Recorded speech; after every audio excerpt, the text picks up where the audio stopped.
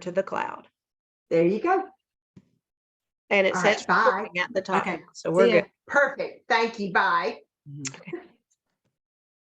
Okay. All right. We'll wait just like a couple more minutes and then you just tell me when you want them in. Okay, that's fine. And I will go. Yeah. Okay. So we are going to. I'm going to let them start on student paced. And then once I start talking, then I'll go off of student paced. But I'm going to let them go until answer the first. There's there's 5 questions for them to answer. And that way that kind of gives them something to do. So.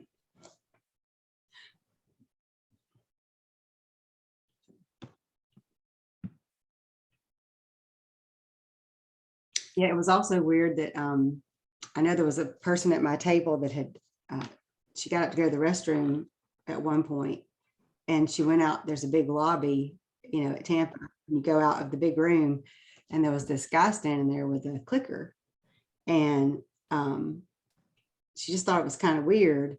And I guess they were, sometimes they send people from College Board or whatever, I guess because we were so behind by like day 4, they wanted to know whose fault it was. And they were seeing if it was the people's fault who was there. I was like, we heard there were so few people on site that really, I don't know how you could say it was on them because the vast majority of readers were at home. And we were hearing from our table leader and I heard later from other people that they just had a huge problem with people signing up to read and either never logging on or logging on one day and then quitting. Yeah. I think that the idea that people thought that they might eventually not have the in-person thing last year did away with that. There will always be an in-person thing just because they're much more, they can rely on the people who've flown there in a plane, I guess. Right. And you've got them there in the room. So if they're not doing anything, you can get a hold of them. Right. Yeah. Well, and that's just me, but I'm going to room this year with the lady who sat next to me last year and she's from Tampa. And so she'll spend like half her time at, in the hotel. And then the other half of the night, she said she'd probably go back to her house. And so I'm like, well, that's fine, so good. But anyway, so all right, well, it's 3:58 if you want to let them in, that's fine.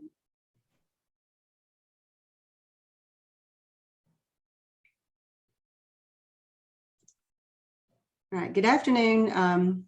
Students, we're so happy to have you all this afternoon. Happy to see y'all. I know you've been at school all day and probably getting ready for spring break in a couple weeks, but happy to have y'all here for our APUSH review session. The place that you want to go to is joinpd.com, and we're going to put that in the chat.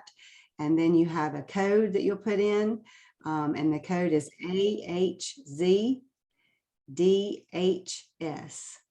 So that's the code that you're going to put in if you go to joinpd.com and then connect to our Pear Deck, and that's AHZ, and that's DHS. And then we'll be able to kind of see how many of y'all are in the Pear Deck for today. My name is Jennifer Drawhorn, and this is Miss Russell. And so we're both APUSH teachers and both been doing it a while, and both also been to the national reading and do the national scoring. We're happy to be here with you this afternoon. So joinpd.com and then AHZDHS. That's going to be our code to put in.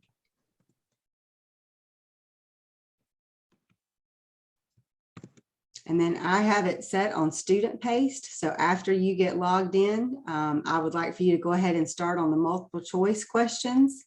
There are 5 multiple choice questions that you can work on at your own pace. And that's going to give you some good practice with our multiple choice section of the APUSH exam. So I'm going to let you work on those as well and give everybody a few minutes, and then we'll go over those and discuss them. And please feel free to ask questions during the session today. We love questions. So turn your mic off anytime and ask a question, or you could ask one at the end.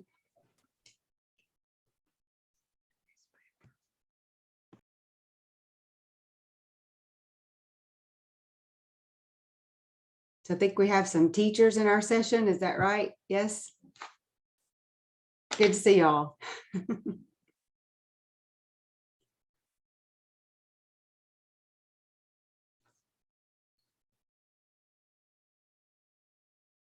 All right, so as soon as you get logged in, if you can and put in the code, if you can start going through these multiple choice questions.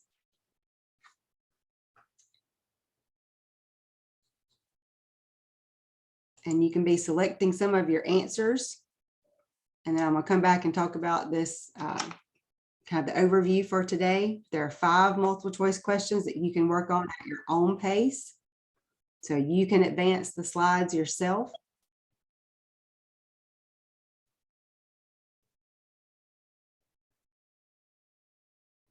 So I see we have over 20 participants, so that's very good. We want everybody to be logged into the Pear Deck.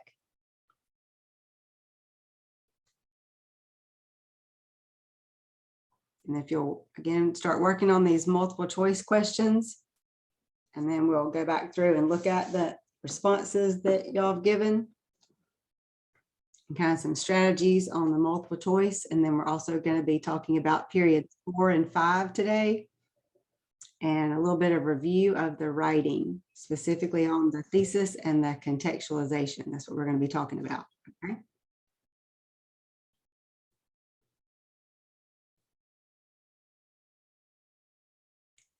Okay, so I'm going to, all right, so if I can get everybody in the Pear Deck, that would be great. We want to have lots of responses.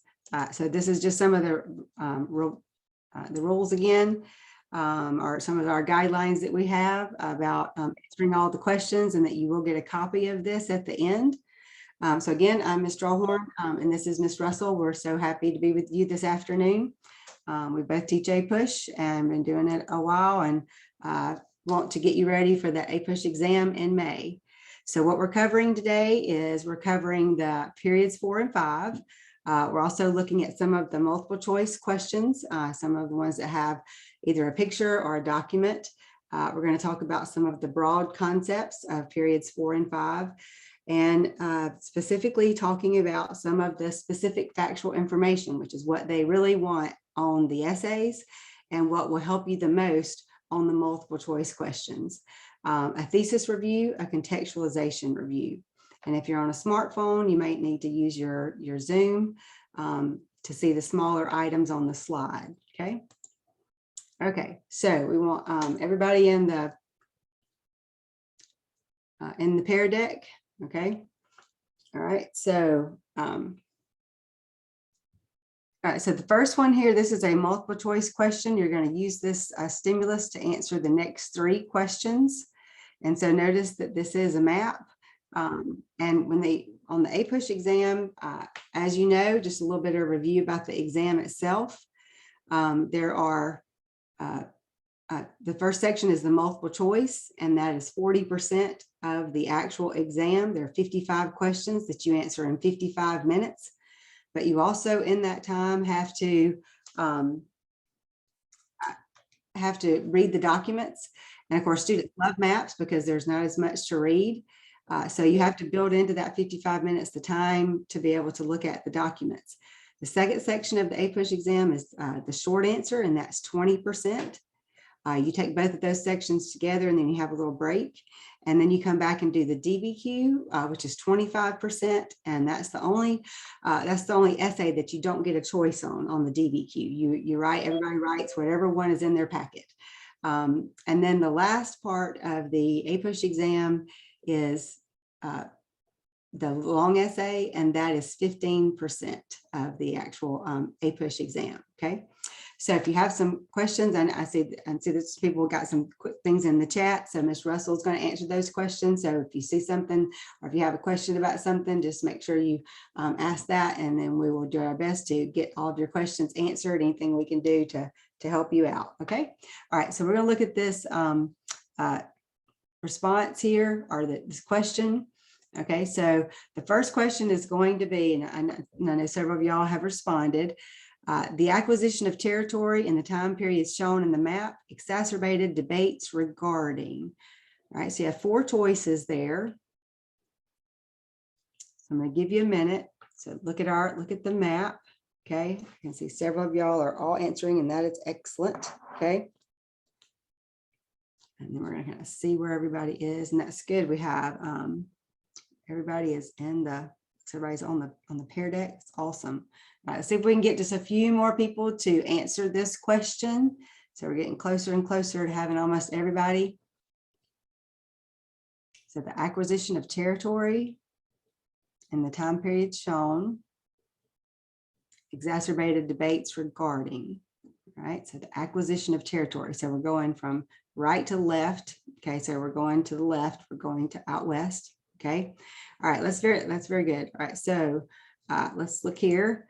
All right, so very good. All right, so we had 19 people. Yay, that's excellent. 21 people, 24. That's great. All right, so D. So the issue that is going to be debated the most as the country is going to move west is going to be the expansion of slavery, and that will be an issue as we get into later into like Kansas-Nebraska Act. The Homestead Act is passed in 1862, and that gave land to anyone wanting to move out to the Midwest, not out west, but like to the Kansas area. It's passed in 1862 during the Civil War.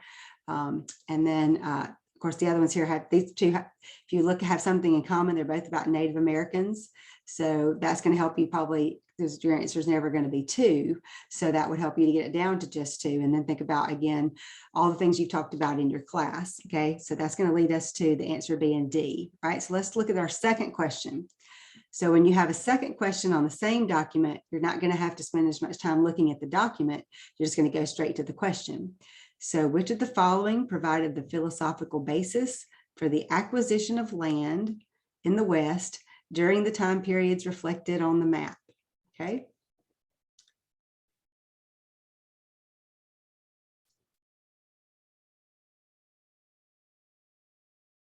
So what is it that is going to be the basis for acquisition of land in the West during the time periods reflected on the map? Okay, you're talking about a philosophical basis. Okay, so on what basis was there this movement? Okay.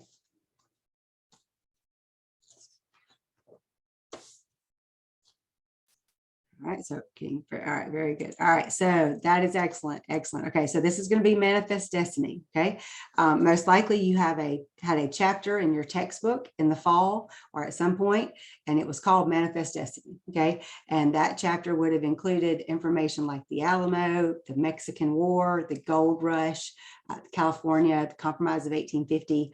All of that, that belief in that manifest destiny.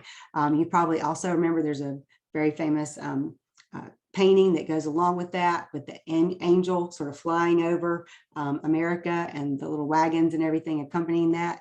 All right, excellent job. Okay, all right, so last question. So the second one is going to lead us to another document. So this time we actually have a document itself. Okay, so when you get to a document, the first thing that we want you to do is to look at where did the document come from. Before you just start reading at the top, we want you to look at what is the document. So when you look at this document, the first thing you should notice is it says Frederick Douglass, and it says the Dred Scott decision, 1857. Okay, so I'm going to go to our first question, because when you're looking at this document and you see that it's Frederick Douglass, you most likely are going to say, okay, I know him.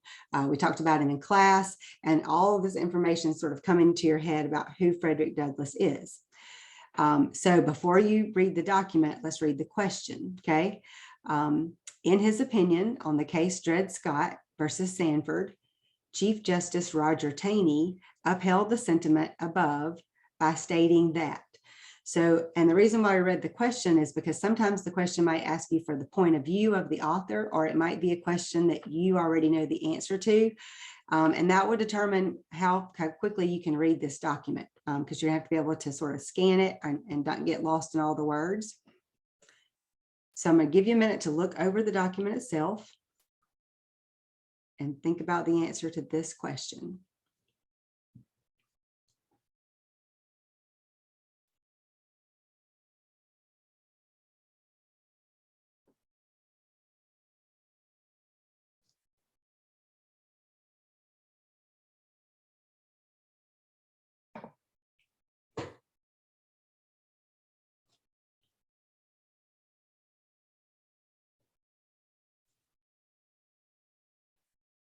All right, y'all are doing an excellent job. Okay. All right. So let's see where we are here. All right. Excellent job. All right. So answer B. Okay. Now, again, when students first get in my class and they push, I make sure they understand that when you have had other classes at some time in school, you might have had multiple choice questions in which some of the other choices are a little bit out there or they're not reasonable. APUSH isn't going to give you any of those. However, the more you know about chronology, the more you're going to be able to eliminate some of these possible choices. So when you look at A and it says separate but equal, and you think, well, I know I learned that. Yes, that's going to be Plessy versus Ferguson. So that can't be the answer because Plessy versus Ferguson is in 1896. So that doesn't go with Dred Scott. Okay, and then you look here about slavery and you're like, okay, that looks very good. Okay, that's probably the answer. There's another choice here about corporations, but when you look at this particular document, you can tell that this document is, again, when you see Frederick Douglass, most likely that's going to lead you just to answer part B, but it's not about corporations. And then the last one down here, school prayer, that's going to be a Supreme Court case from the 1960s. So it's about 100 years off from 1857. Okay. So just know that sometimes the other answers are the answer to another question. They're usually not going to be answers that are like Mickey Mouse or anything like that. They're going to be reasonable answers. They're just not the answer to this question. Okay. All right. Excellent job. Excellent job. All right, so second question, same document. Frederick Douglass was most influenced by which of the following social movements?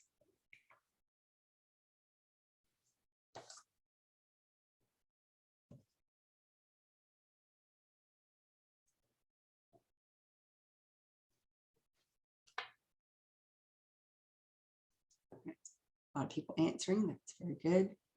4 choices there. So notice that one of the most important words in that question is the word influenced. Okay.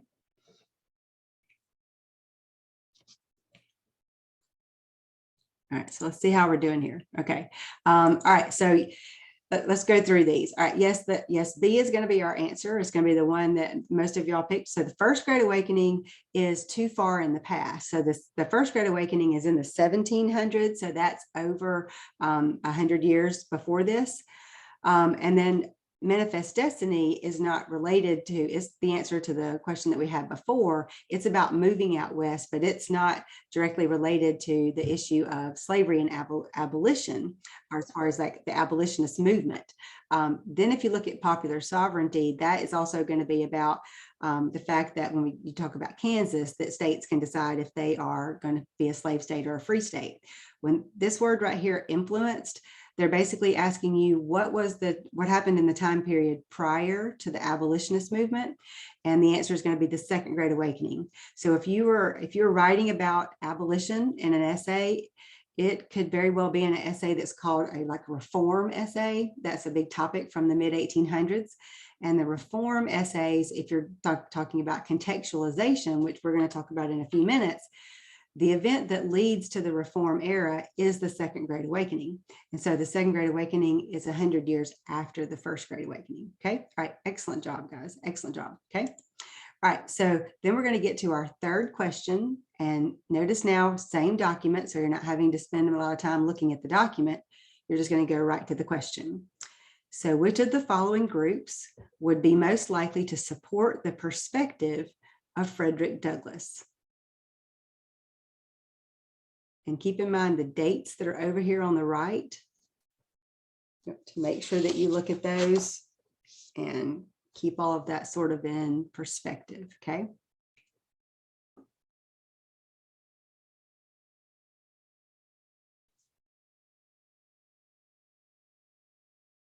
All right, y'all are doing great. Almost everybody answering the question. That is awesome. Okay. All right, so let's see how we're doing on our answers here. Okay. Okay. All right. Very good. All right. So let's go through these. Yes, the answer is going to be D. Okay. Notice that this says Northern Republicans in the 1860s. So the Republican Party is going to be formed in 1854. And it's formed at the same time as the Kansas-Nebraska Act. The Kansas-Nebraska Act actually is what brings Abraham Lincoln back into politics. He had been in politics and then he just became a lawyer for a while, and this brings him back into that. And so the Republican Party is going to be associated with no extension of slavery into the West and into free territory. And so the Northern Republicans would have been the group that would have been most associated with this abolitionist movement. Southern farmers in the 1830s, that would have been a combination of things. You might have had some who were Whigs and some who were members of the Democratic Party, which is the party of Jackson. And then Southern Democrats in the 1880s. And so 1880s, this is after Frederick Douglass. So this is in the 1880s, but Southern Democrats in the 1880s are going to be the party of not abolition. And by that point, the Civil War is already over, but that is the period of Reconstruction and Jim Crow and all of that. Okay, so Northern Republicans, 1860, that's going to be our answer. Okay, all right, excellent job. Okay. All right, so how confident are you regarding the period 1800 and 1848? If you will take a minute and sort of drag your icon and let me know how confident you are, that would be great. Sorry if you can hear my dog barking in the back. There must be somebody going down the road in our neighborhood. So if you'll take a minute and drag your icon, let's see how everybody's doing. Okay, all right, very good. A lot of thumbs up. That's awesome. Excellent job. Okay. All right, so what about how confident are you in the time period 1800 and 44 to 1877? So this is period 5. The other period was period 4. Okay, so how confident are you in period 5? This is the period that includes a lot of the Civil War era and Reconstruction topics. Okay, so we're going to compare the two time periods. Okay, see how y'all are doing on those before we jump in there. All right. Okay, so again, pretty close, more a little bit more in the middle. Okay, all right, excellent job, excellent job. Okay, all right, so if you've made it to this slide, this is where we're going to stop the student pay. So now we're going to go on to the part of the review session that's more about some of our content. So reviewing content, where do I start? So APUSH, of course, has 9 periods. All periods are weighted a little bit differently on the APUSH exam. Period 1 is just 5%. That's the period that's 1492 to 1607. That's exploration. That's all of the explorers leading to Jamestown. Period 9 is also 5%, and that's after 1980. So that's Reagan and Bush, Clinton, 9/11. So anything after that, George W. Bush, Barack Obama. And so that's period 9. It's also just 5%. And then the sections in the middle are larger percentages. Okay. Good job. And so when you think about reviewing content, I always tell my students to not spend time on things that they know, but spend time on things that they don't know. Okay. So looking back over, if you have a review book or if you're looking just at your APUSH textbook, what are the things in there that you need to go back over again? Okay. So first thing that we're going to talk about is whenever you're talking about or thinking about the actual APUSH exam, 60% of the APUSH exam is writing. So that's the 25% from the DBQ, the 15% from the LEQ, and then the 20% from the short answer. So your ability to write about what you know is very important, and to be able to look at a prompt and immediately associate that prompt with a time period or a chapter in your textbook or a lecture that your teacher gave, however the information was presented to you. I have another friend who teaches APUS. She said it's like when you read a prompt on an essay, you need to be able to read a prompt, whether it's the essay is about World War I, let's say it's about the Roaring '20s, let's say it's about the Gilded Age, and you go to a filing cabinet in your head and you pull out that drawer. Is that the one that they had to redo? And then you pull out the folder. That's the bus they redid. And the folder is going to be that particular topic. And that will give you your information that you need to be able to write about. Okay. So you need to be able to think about the broad concepts, but you also need to be able to think about the SFI, the specific factual information. So broader topics, again, are broad in their scope. So sometimes if you are going to write about the colonial period, usually they give that to students as a very broad set of bookend dates. Okay. If it's the Roaring '20s, obviously it would probably just be that decade of the 1920s, because that it goes into the Depression and then you got progressive era on the other side. Specific factual information, these are key terms. So I tell students that your vocab that you have learned in APUSH is one of the most valuable things that you can keep in your head, because when a reader looks at a paragraph or a short answer question, words that are bland, words like things and places and people, you get no points for any of that. Even like America, that's too general. Where do you get it there? A group of people, that's too general. So when you're thinking about what you're going to write that's going to get you points, you need to think about your vocab. Okay. So if you're going to talk about even with Native Americans, trying to be very specific with the tribe that you're talking about. So instead of saying the Native Americans, talk about the Powhatans, talk about the Wampanoags, talk about Pontiac's Rebellion, 1763. The more specific you can be, the better. And readers sort of latch onto those words. They kind of jump off the page. And that is what will help get you points really the fastest on all of the writing on the APUSH exam. They give us an example here of the French and Indian War. That would be our broad concept. And then our specific information would be things like the Albany Conference or the first political cartoon made by Benjamin Franklin, Join or Die. It might be the Battle of Quebec, which is the turning point battle. It might be the terms of the Treaty of Paris in 1763 that ends the actual French and Indian War. And then with the American Revolution, of course, this is a tiny list, but there's so much SFI that goes with the American Revolution. And so that is the kind of thing that is very, very valuable, especially on the DBQ, remembering that you only have to have one piece of outside information on the DBQ to earn a whole point. That one sentence can get you the same point that writing 6 sentences of argument will get you, which is really the hardest point to get on the DBQ. So knowing that SFI and being able to just sort of pull it right into an essay is very, very important and will help you in so many ways. Okay. All right. So let's think about time period 4, which is 1800 to 1848. Yeah. Got it. And in the next 2 minutes, what I would like for you to do is talk about what each of the bookend years represent. So why does period 4, 1800 to 1848? And I want you just to list all the broad topics that you can after you talk about the bookend years. I'm gonna give you about 2 minutes, okay? If everybody would work on that.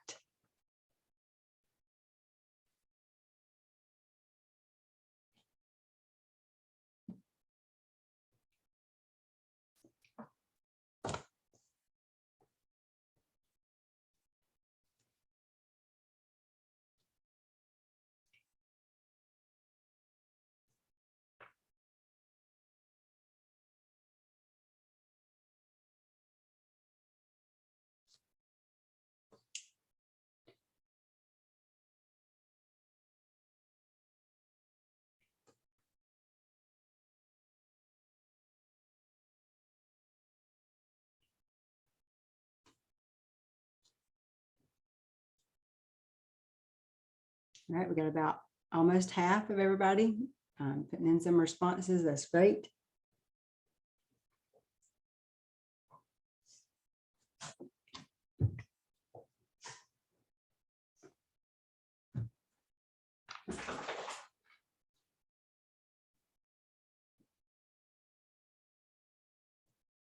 All right, I'm gonna give you about 30 more seconds there.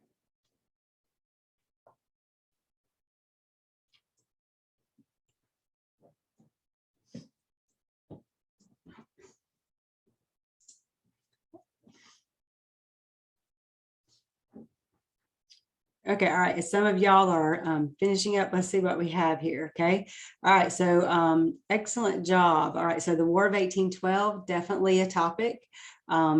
Maybe not for an entire essay. That would be an excellent topic for like a short answer question, manifest destiny. And then the beginning, the end of the time period, slavery, manifest destiny. Very good. A lot of y'all remember manifest destiny, Native Americans. New beginning. This is going to be the early republic period. Thomas Jefferson. That's excellent. Very good. He gets elected. The Mexican-American War. Very good. Lewis and Clark are going to be at the very beginning of this time period. Excellent. Andrew Jackson. That's another big topic. We've they haven't asked Jackson for a while on an essay. So this could be the year for that they asked that. The Monroe Doctrine. Excellent job. Okay. Very good. All right, so those are some of our broad topics. So 1800 is the year that Jefferson is elected. And so he is going to be the first Democrat Republican to be elected. He comes in after Adams. Adams is kind of bitter about that, does the midnight appointments. And then Jefferson comes in, and 1848 will be the year that the Mexican War ends. They discover gold in California. And the time period 4 and 5 are the ones that kind of lap over each other, because time period 5 is where we kind of have more of our topics related to slavery. So these are some of our broad topics from time period 4, 1800 to 1848. These are our, I want you to think about maybe the connections between some of these, if there are connections, and how you might write about them. And when we say broad topics, what one of the things that, again, you need to get familiar with is this is how these might be the phrases that were in a prompt that are going to lead you to know what to write about. And so a lot of times students will think about, they'll look at market revolution.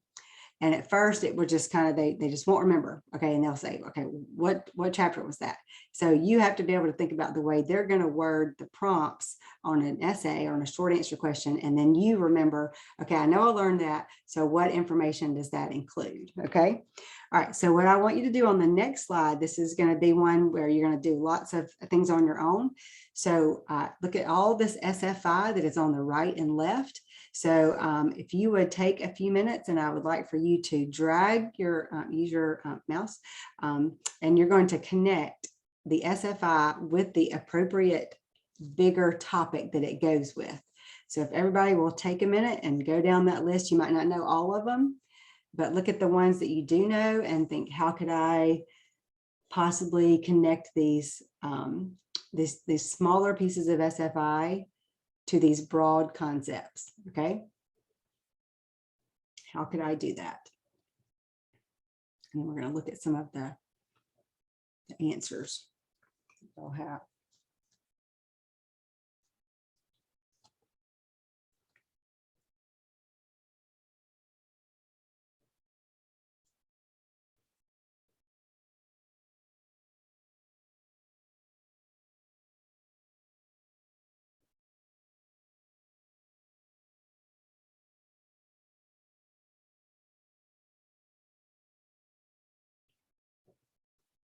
Let's see how we're doing. All right, lots of responses. That's excellent. Okay, so let's see how people are kind of doing here. Okay, so I know some of y'all are connecting a few of them. Okay, excellent job. Try and get as many of them as you can and add it on there. We can kind of see them as you're doing them. Okay, that's excellent. Okay, so thinking about how you might connect some of these. Okay. Ms. Russell, how do you talk about these broader concepts with your students as far as like remembering their specific information for like an essay?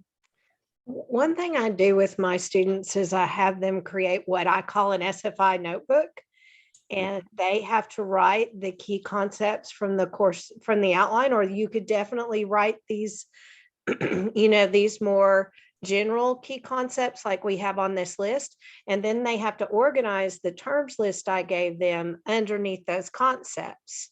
Okay. And so they have to, when they're defining their terms, they have to at the same time connect them with these key concepts. So that way they kind of have a little quick and dirty study guide that already has matched for them the key concepts to the SFI that they can use to support any kind of an answer that involves one of these key concepts. Oh, that's excellent. Great. Yes. Yeah, I sometimes will give them, once I've taught a section or once I've taught a chapter, we will talk about how could the information in any chapter be divided into political, social, or economic categories, because sometimes they will give them to you that way. So again, when you look at the market revolution, so the market revolution is having to do with industry. That's Samuel Slater. That's the Lowell girls. Usually when I say Lowell girls, then my students are like, okay, I got it now. It also includes the transportation revolution. It includes the Erie Canal, includes the National Road. So when you're going down and you're looking, okay, which things might go with the market revolution? So the Lowell system would go with that for sure. And you're like, okay, what else might go with that? So the Erie Canal is right here. That would go with the market revolution. You could put Irish immigrants also with the market revolution, as they're going to be one of the groups that gets jobs in a lot of these factories, and it will be a driving force for them to come to the United States. And then if you shift and go to another category, let's say we went to antebellum reform. So antebellum reform includes a lot of topics. So the antebellum reform could include the Seneca Falls Convention and the Declaration of Sentiments, because that's going to be women, 1848. It would also include Horace Mann, who is the leader of school reform. It could also include, as a pretext to reform, as the Second Great Awakening, leading you to that. And then when you look at the rise of American nationalism, this idea about America in general, it's also Jackson could be a topic within this group as well. So that's another thing that could happen. And the sectional tension. So there's a lot of things. Mass democracy could go with Jackson as well. So being able to, again, take SFI and put it into a category is very important. And that's something that you can practice with yourself. And anytime you're thinking about vocab, just remember vocab is very important. Okay. So this just kind of gives you the answer. So you could go back these answers and you could go back and look at these. So like the War of 1812 goes with the Battle of New Orleans. That also connects to Jackson. And the Treaty of Ghent is over here. James Madison is the president. And there are some things that we're going to always go for more than one essay. But again, thinking about how you're going to write, and that every sentence needs to have a purpose to get you a point. It needs to contribute to getting a point, and SFI is how you do that. Okay. All right. So let's think about time period 5. So time period 5 is 1844 to 1877. So this again overlaps with period 4, but that's because we're going to be talking about some different topics. So take about, again, same thing as we did before, think about what happened in that time period.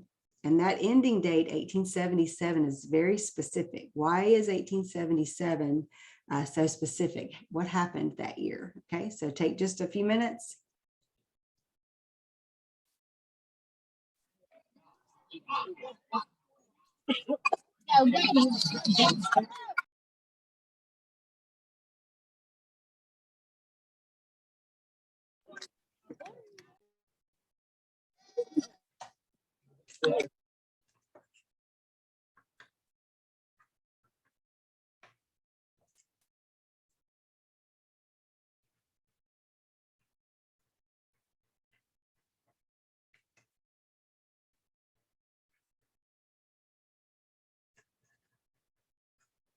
See how we're doing on our response. So we're very close. Excellent.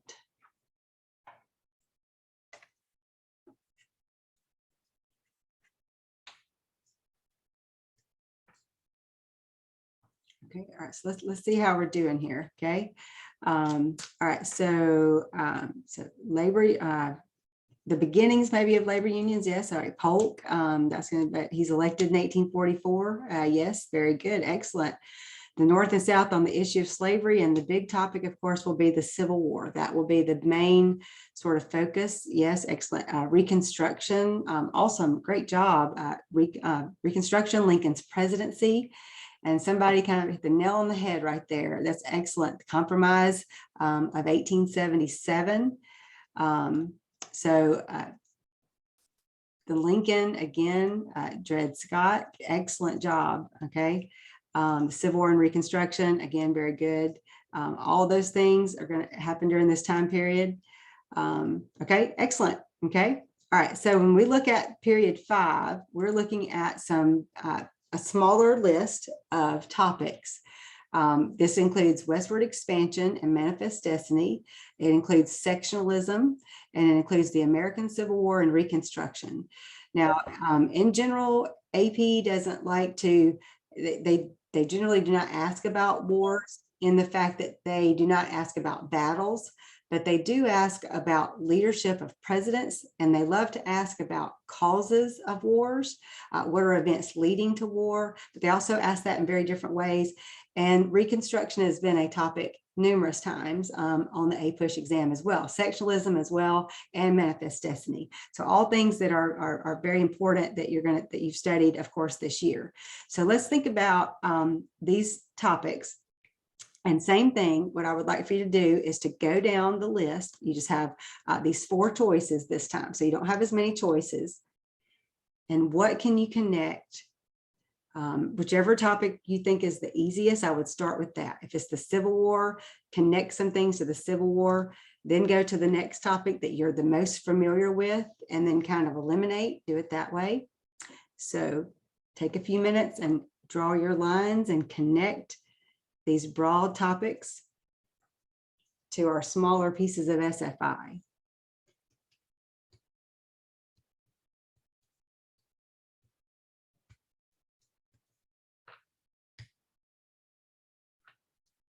Doing a great job.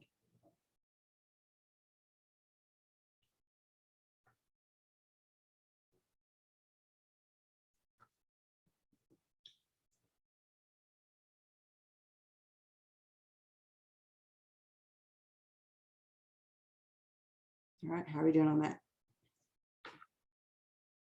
Almost got everybody.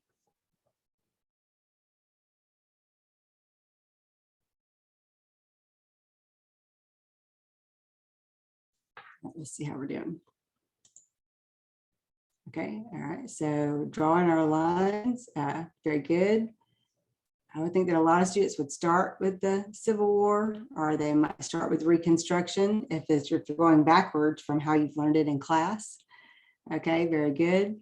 All right, excellent job. Okay, all right, so let's talk about these for just a few minutes. Again, Reconstruction is a time period that that AP likes to ask, and I will say that I think that students have a hard time sometimes differentiating between the Reconstruction period, which is 1865 to 1877, and the Jim Crow era, which comes after that. And students kind of think that they are all one and the same, and they want to put all of their SFI into whichever essay is on the test. And that's one thing that Ms. Russell and I were talking about before we started our session today. One thing that they will not give even 1 year to is if your SFI is 1 year outside of the time period. And so if they give you an essay to write and it's on Reconstruction and they have ended the date in 1877, then that means that you cannot write about Plessy versus Ferguson because it's in 1896. You can't write about Tuskegee University being founded by Booker T. Washington. It's founded in 1881. Now you can write about the 13th, 14th, and 15th Amendments because those are 65 and 68 and 70. So those would all count inside of that time period. So it depends on what the parameters are. When they give you specific dates, they want all of your SFI to be within those dates, and they want you not to stray from that. So chronology is something that they particularly wrote about last year that was an issue, and they want students to be able to put things in the right place. So the Civil War was from 1861 to 65. Now it depends on if they ask you if they include 1860, that would include the election of Lincoln. In most cases, if it's the Civil War, they might be asking about the events leading to the Civil War. This right here is another thing. So black codes go with Reconstruction, but Jim Crow laws, they're a little bit after that. Okay, so when you look at Black codes go with Reconstruction. The grandfather clause also goes with Reconstruction. Now, Emancipation Proclamation, that goes with the Civil War. And then when you look at the Treaty of Guadalupe Hidalgo, so that ends the Mexican War, which is going to end in 1848.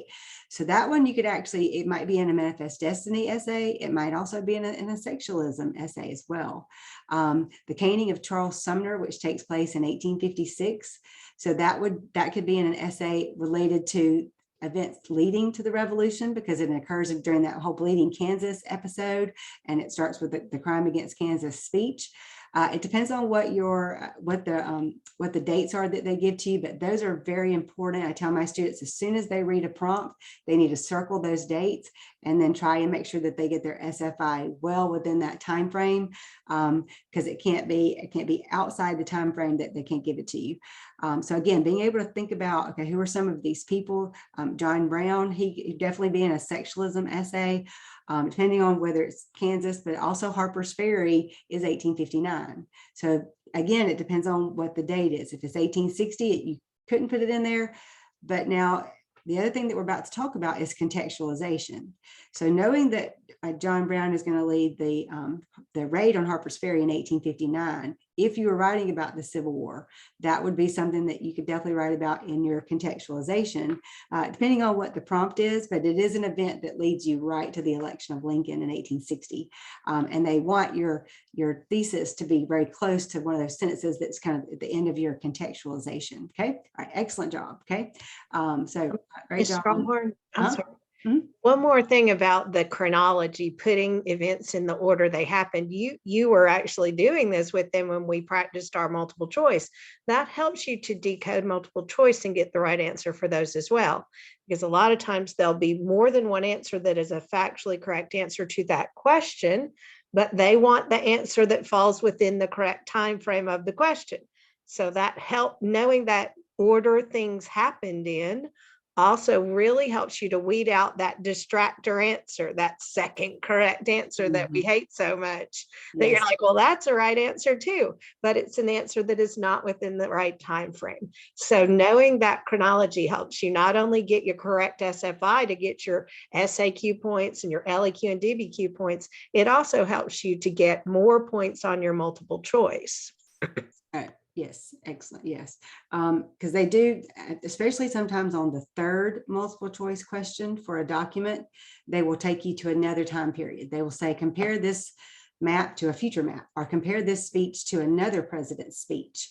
And again, you being able to go in time to another document or some other event in history, it's just very, very important. So being able to think about the order that history happened is very important for the test. So here's the answers to this one. So again, somebody mentioned a while ago about Polk being elected in 1844. They love campaign slogans. So 54-40 or fight, very important knowing that. If you're thinking about the election of 1840, knowing that was Tippecanoe and Tyler too, or whatever election is, those little details also can come in that's this one right here, and Tyler too. So those can come in very handy for you to remember on an essay, and you definitely get credit for it. But even if you're doing when you're talking about the DBQ, if you're getting your happy point or your hit point, however your teacher teaches it, and you're doing historical context.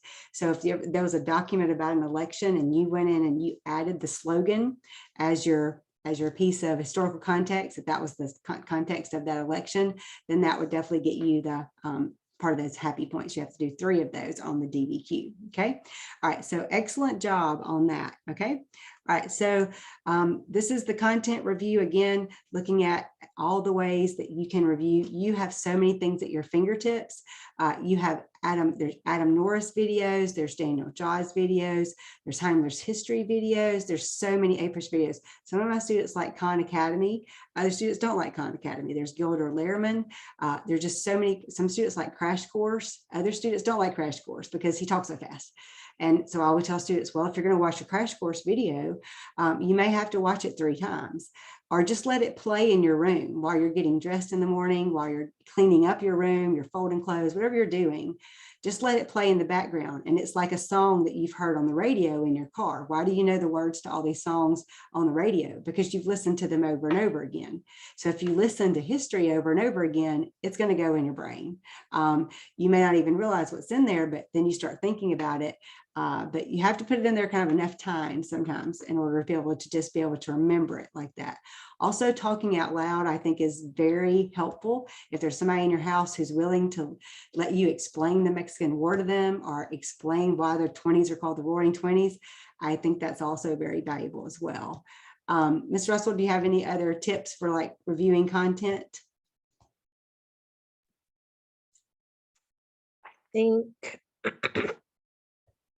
you know, I really encourage my students to use their SFI notebook that they made to review, and having it organized by concepts really helps with that. And all of these resources as well are great. And also I would, obviously it seems obvious, but if you just do the things you're supposed to do in any class, if you pay attention in class when your teacher's teaching you, if you take notes, if you do all of your assignments, then it's going to be a lot easier to recall this information than if you try to cram it in at the last minute and learn it all on your own at the end with a prep book. A prep book's a good tool, but it is no substitute for doing the work all year long, paying attention in class, getting your assignments done. So that's really most of the battle to me, is to do the things that you should do throughout the entire course. And then you just need a little refresher at the end, and you're not trying to really learn all of this information right at the end. Right. Yes, that's excellent. Yeah, a lot of times students will say, well, you know, I can look at the PowerPoint because we use Schoology at our class in our school. And so if students absent, it's on there.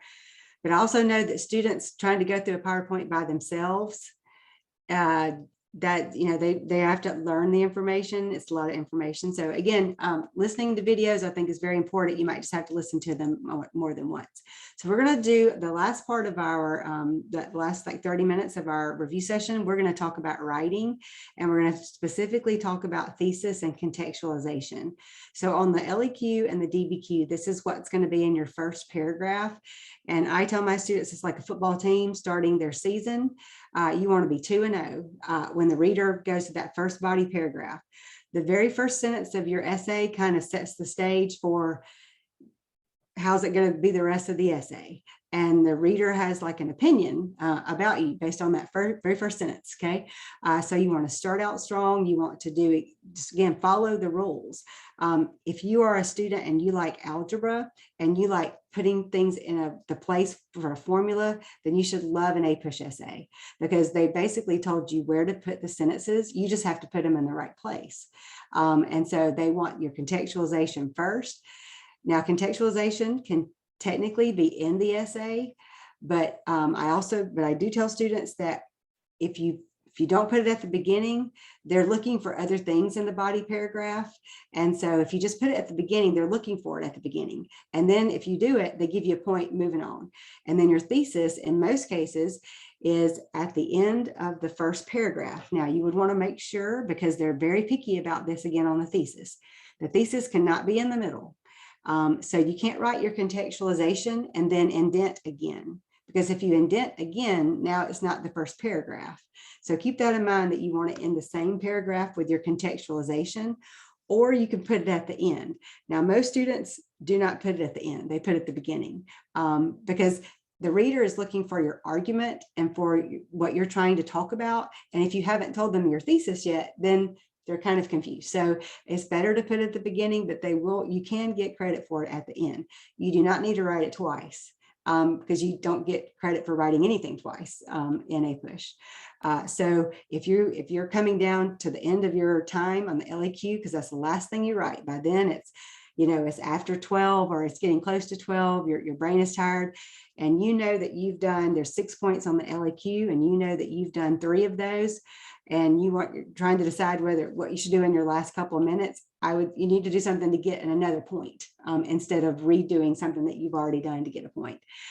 So the thesis, again, has to be at the beginning or the end. It has to be in the intro or the last paragraph.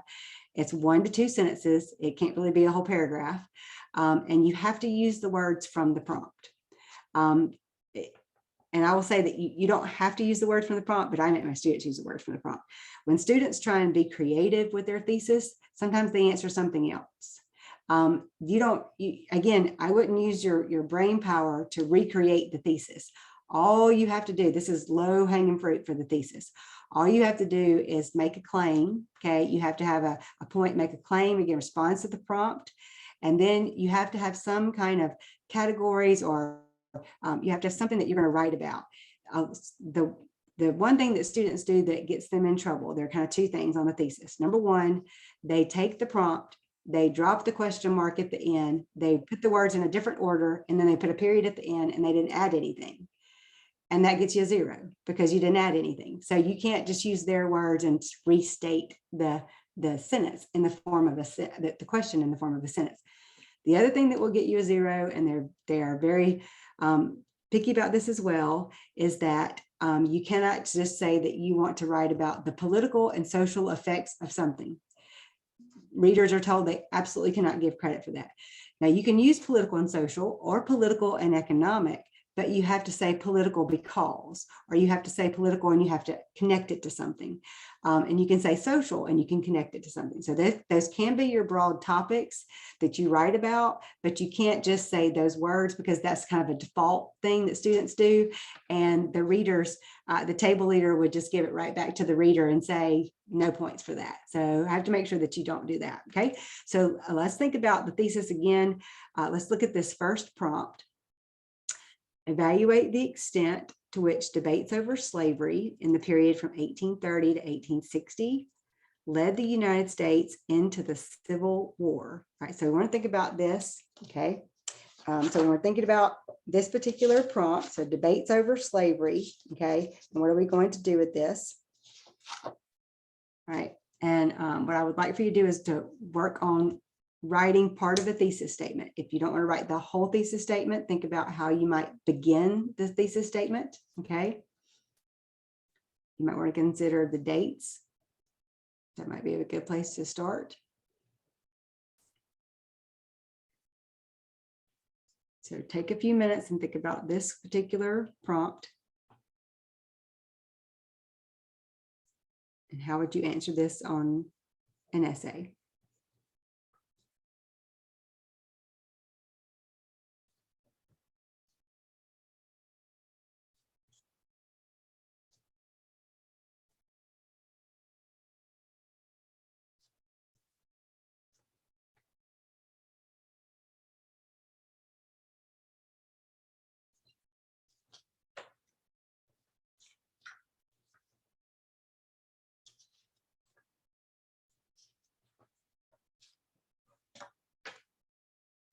Okay. All right, so I have a couple of people who, a lot of people have already started. When you're looking at a prompt like this, remember you're going to, again, use a lot of their own words. So you would definitely want to have that. You want to keep the debates over slavery. You'd want to keep the bookend dates right here. And these words, United States into Civil War, you're going to drop the evaluate the extent to which. You're not going to have that in your thesis statement. And then you're going to have to add something. What were they debating over slavery? So that's what you're kind of thinking about. We're going to look at some examples. And I think that will also help you as well. Okay. All right. So let's look at this. All right. So like this first one up here started out really good from 1830 to 1860, the extent to which debates over slavery led to the Civil War. And then you're thinking about your topics. Okay. Very good. It's a very good start on there. Okay. Debates over slavery led the U.S. into the Civil War by, again, unrest between the states. Got the U.S. government in there. Okay.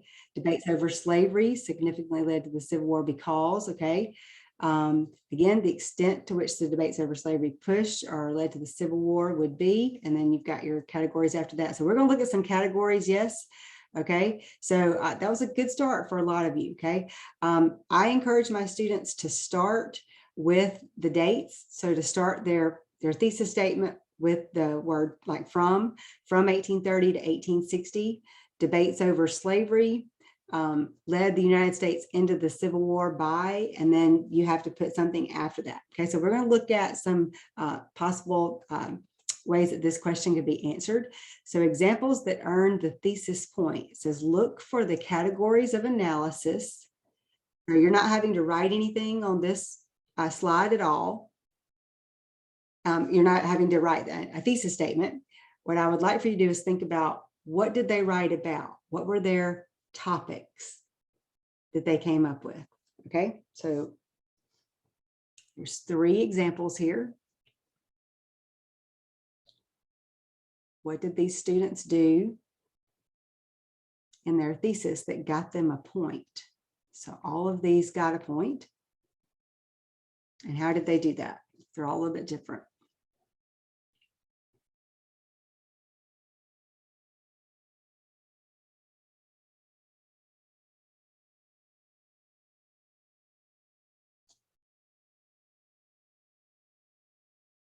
And you don't have to write all 6 because there's going to be some categories for each of these. So if you want to pick out maybe 2,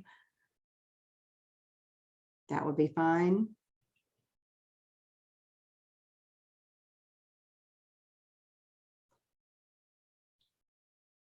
Okay, so let's look at this first one up here at the top. It says, overall, the debate of slavery had a tremendous impact on causing the Civil War as sectionalism and debates over states' rights arise. Okay, so, and this one doesn't have the dates in it from the prompt. If you added that, it'd probably make it a little bit stronger of a thesis. But it does use the words debates over slavery and about causing the Civil War. So it gets the point of what the prompt is about. So this student is going to write about sectionalism and states' rights. Okay, that was their 2 topics. The second thesis statement is a little bit longer, although tangential debates over issues such as state versus federal power may have contributed to the divide between the North and the South, and thus the outlook of the Civil War. The primary cause of the Civil War was tension over slavery. So this one, again, the second causes down here tension over slavery, and the first one is up here at the top when they're talking about states' rights, okay, contributing. I will say that causation is one of the types of prompts that they ask for quite frequently, causes of something. If they ask a causation, if you're answering a causation essay, in your thesis statement, you have to have 2 causes or they can't give it to you. So you can't just sort of lump everything up into one big general category. It has to be 2.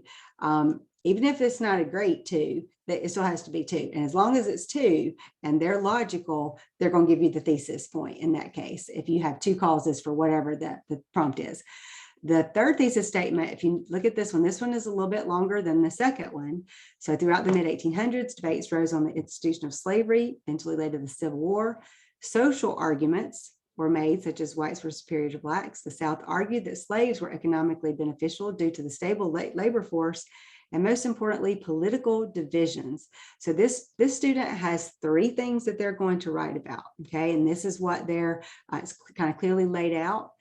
So remember to always go back to the words from the prompt. That's like a big light bulb for the readers. I am now doing the thesis statement. Please give me the point for the thesis statement, okay?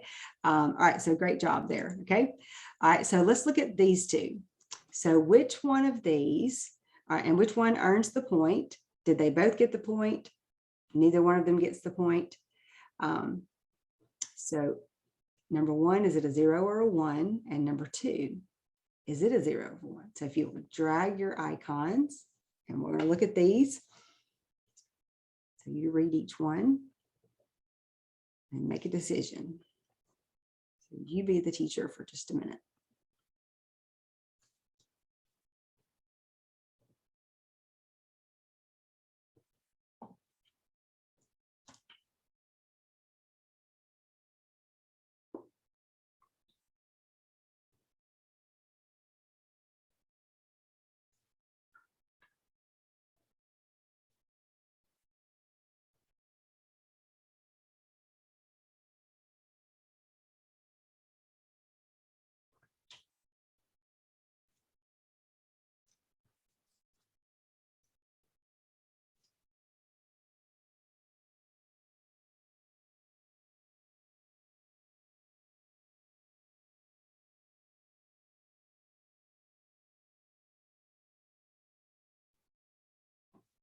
All right, so let's read the prompt on this one. Evaluate the extent to which new technology fostered change in the United States from 1865 to 1900. So again, if I was writing this thesis statement, I would start with the words from 1865 to 1900. And that's just my advice to my students, because I think it helps reiterate the very big importance that you want everything you write about in your body paragraphs to be between those two dates, and then go before that for your contextualization. So let's look and see what we think about this one. So this is our prompt. What do you think about number one? Did it get the thesis point? And number two, did it get the thesis point? Okay. Let's read number two first. It's a little shorter. At the beginning of this era, there is little technological advances available to foster change, but as the era continued on, slowly but surely, technology began to rise. For instance, technological advances were being introduced for transportation, communication, and jobs. So this is saying the extent to which new technology fostered change. This one is not going to get the point. This one got a 0 because they're basically just describing what was happening during the market revolution, but they're not talking about the extent to which it fostered change. And that's going to be in that later time period. So they were mainly in the earlier time period in this one. That's why they didn't get the point. But the first one does get the point. The rapid evolution of technology through the middle to the end of the 19th century fostered great technological change. So there's their position. Great. The increases in technological advancement allowed for the growth of industry on an exponential scale, allowing manufacturing and other industrial areas to become more efficient in their production. So that's an excellent job. All right. So that one got the point. Okay. All right. So thinking about, again, directly answering the question is very important. That's what they want you to be able to do. Okay.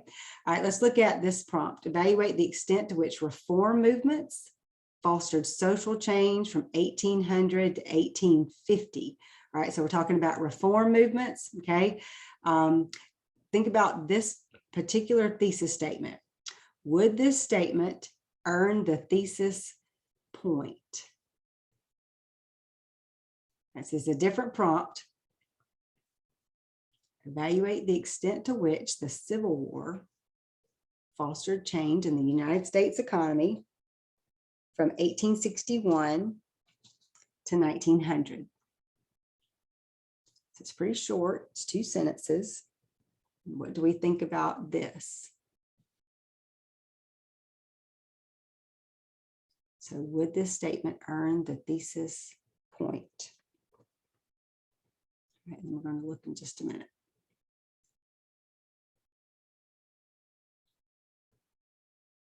Okay.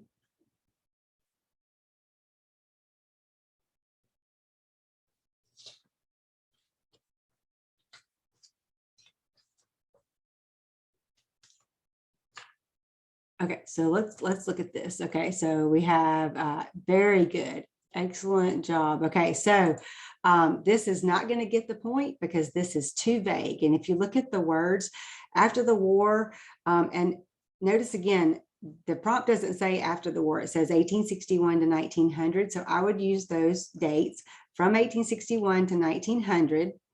They're not asking you really about some of this information that's in here. They're asking you about how much it fostered change in the economy. Now, yes, some of this information about the major cities and the damage that could be in your body paragraphs, but they're wanting you to, again, to be more specific about what kind of change was fostered in the United States economy after the Civil War. I will tell you that this particular prompt was used several years ago, and it was the #1 prompt on the LAQ that year. But the readers of this particular essay all said basically the same things, that the students wanted to kind of talk about the Civil War. And it's like once they started, then they realized that this essay was actually about the Gilded Age, but they had written too much to kind of go back and start again. So make sure you read the whole prompt and and particularly look at the dates, because this is what you're going to have to spend the most time writing about. And this would be the Gilded Age. This would be an Andrew Carnegie, John D. Rockefeller, Birmingham Steel, industrialization of the South. A lot of that would be in this essay. So it wasn't really about the Civil War. Okay. All right. So let's look at another example. Another prompt says, evaluate the extent to which the passing of the 13th Amendment to the Constitution marked a turning point in the history of U.S. politics and society.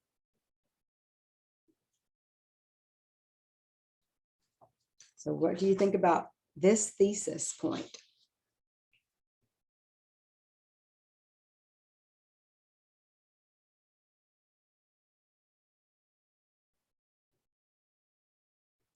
Right. So a lot of you are answering. All right.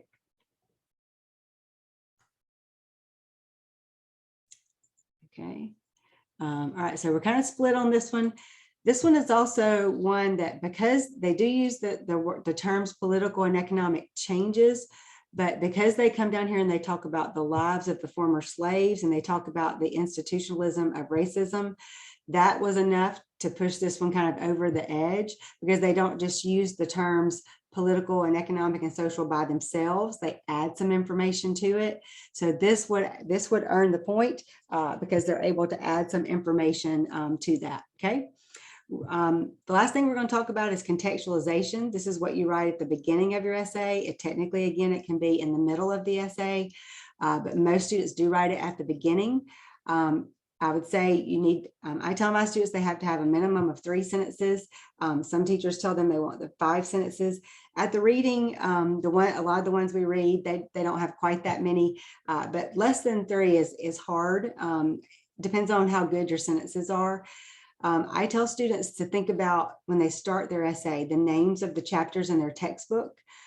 During the colonial era, during the era of Jackson, during the Roaring 20s, during the Great Depression.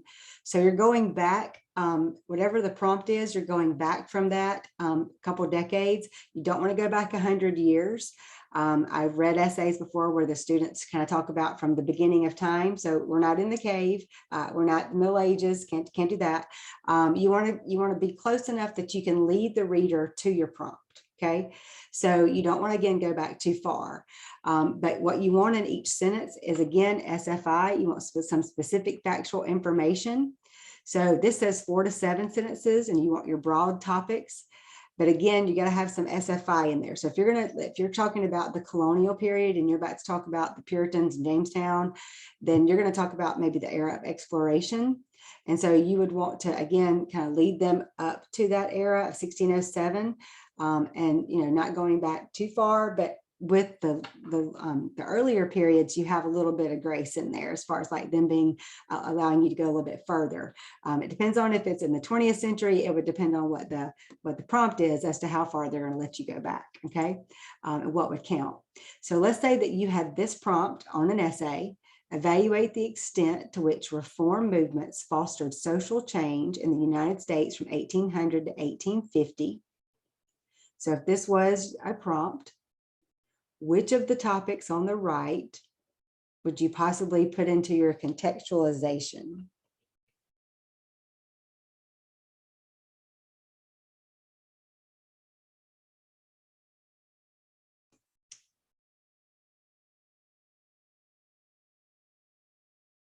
Okay, so I have several people who are answering here, right? And we're getting close kind of to the end. Okay, so, all right, so let me talk about these. So if you're talking about reform movements are social. So the one that you would eliminate first, that this is not going to be related to westward expansion. It's not going to be related to the 2-party political system. Although the Whig Party and the difference between the Whigs and the Democrats, you might be able to bring some of that in there as far as like prohibition and some of the other movements that the Whigs and the Democrats disagreed on. When you're looking, you wouldn't be loose in strict constructionism. That's a Hamilton Jefferson thing. So that's very political. So there are 2 things right here that catch your attention, or 3 things. Abolitionism is the movement to get rid of slavery, and then societal perfections are utopian societies. These are 2 topics that could definitely be in the essay, but may not be, you might not want to use them in your contextualization. The Second Great Awakening is the best answer here, because it is the event that leads us to the era of reform. And it wouldn't go, it could go in the essay itself, but it really is, when you're talking about which reform movements fostered change, the Second Great Awakening kind of leads to the era of reform. you need to remember that there is no double dipping in an essay in APUSH. So if you are writing about Reconstruction and you mentioned sharecropping in your contextualization, you can get credit for that, but you can't write about sharecropping again in your body paragraph. And sometimes students kind of forget that they wrote something, or they think that maybe they can put it in there and I won't notice that they already wrote it before. I did. So you can only write it once and then you can't get credit for it. So you want to make sure that you use your information that goes in your body paragraphs. Save that for your body paragraphs, because you want to have a lot to write about in that. Okay. Evaluate again, same prompt. So is this a yes or no? So if you'll take just a minute, read this contextualization.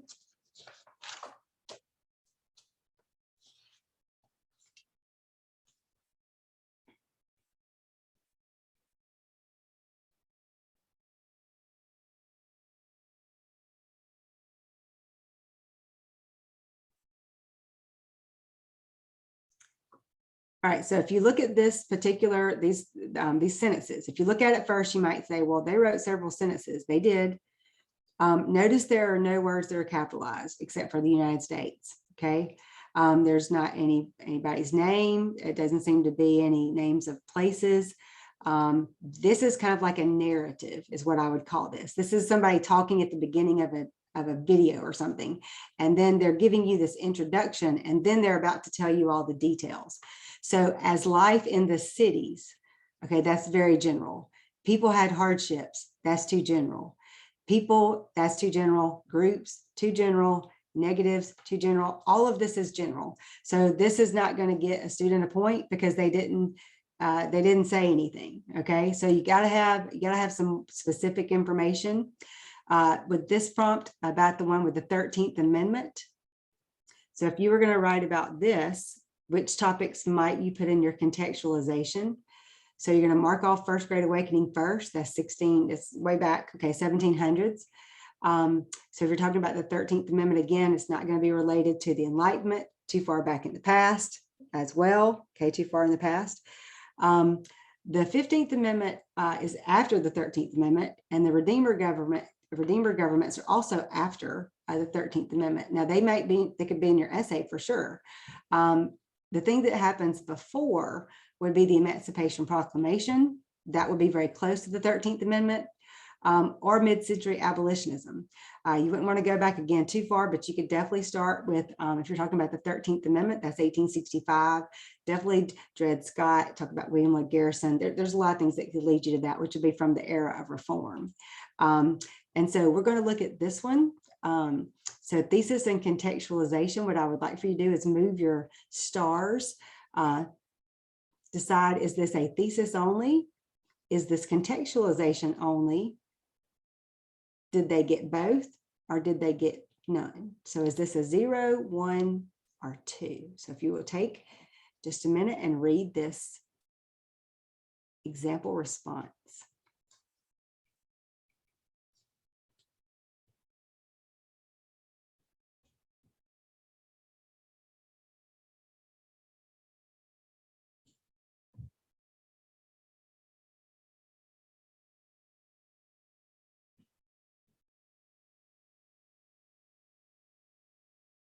All right, so let's see how we're doing. All right, I've got a lot of responses. Okay, so it seems like a lot of people are answering. That's excellent, because we're almost finished. If you'll just hang in there just a minute or two more. All right, so let's see how you'll do on this one.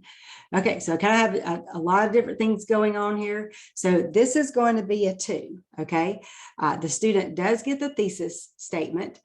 This starts right here. It starts, although the 13th Amendment, again, that was very good, pulling from the prompt. All right, and then all the sentences above that are going to be their contextualization. Notice they mentioned the Emancipation Proclamation. They mentioned African Americans, 13th Amendment in 1865, radical Republicans. That was a big part of them getting this point. In Congress, tirelessly to pass during Reconstruction, to grant freedmen their rights. So this student would have gotten 2 points. And again, that's your goal, is in the first paragraph, you want to get both points. You want to get the thesis, and you want to be able to get contextualization. All right, so, and then our last thing that we're going to look at right before we go is looking at, again, another, when you look at the prompt that we looked at a while ago, fostering change in the economy. So remember, you're talking about 1861 to 1900. So what would come under that? And what would be a topic that you might talk about? So industrialization is a major topic in that time period, but also the Transcontinental Railroad is a part of that as well, okay? So it wouldn't be the expansion of slavery because it's going to end with the Civil War. It wouldn't be mercantilism because, you know, that goes back to the colonial time period. And the internal improvements really go with the market revolution. So that's before this, that would be part of your contextualization. If there's an economic prompt, you're most likely going to talk about economic related items, pieces of history in your contextualization.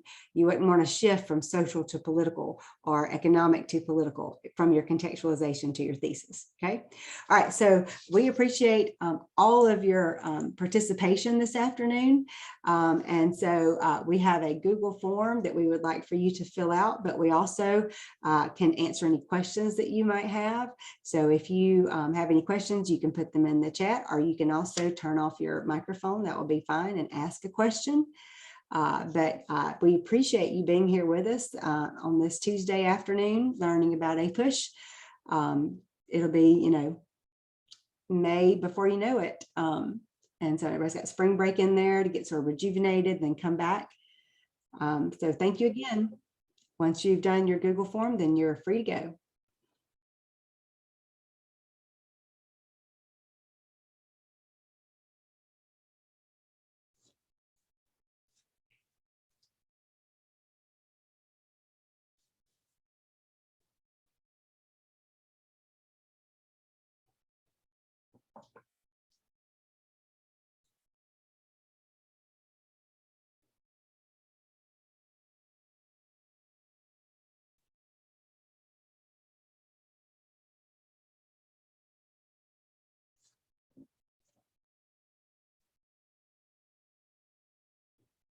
Hey